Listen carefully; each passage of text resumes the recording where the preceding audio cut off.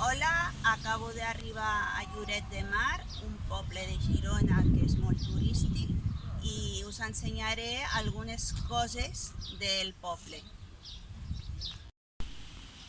Ara us ensenyarem els jardins de Santa Clotilde.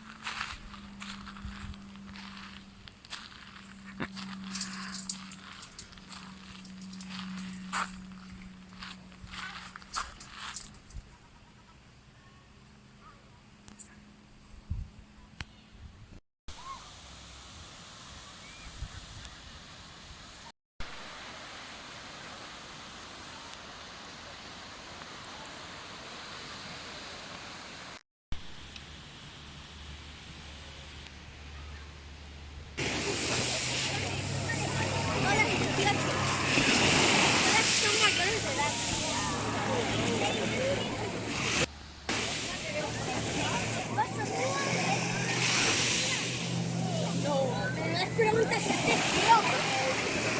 Vale. Bueno, ya le he probado. Mira eso.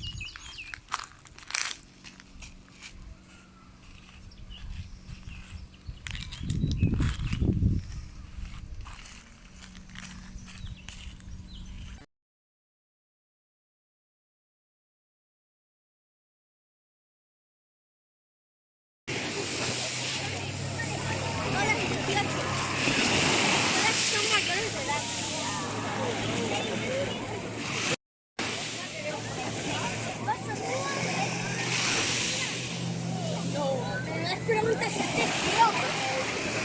Vale. Bueno, ya le he probado. Mira eso.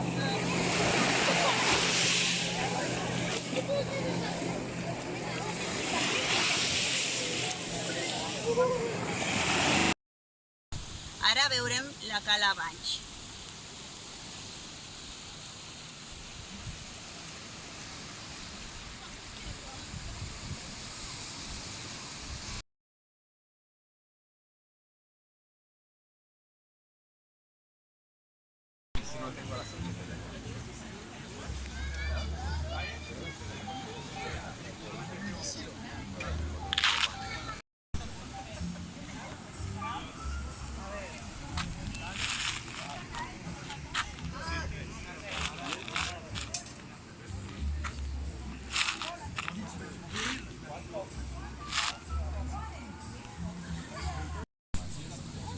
Enseño ya, ¿eh?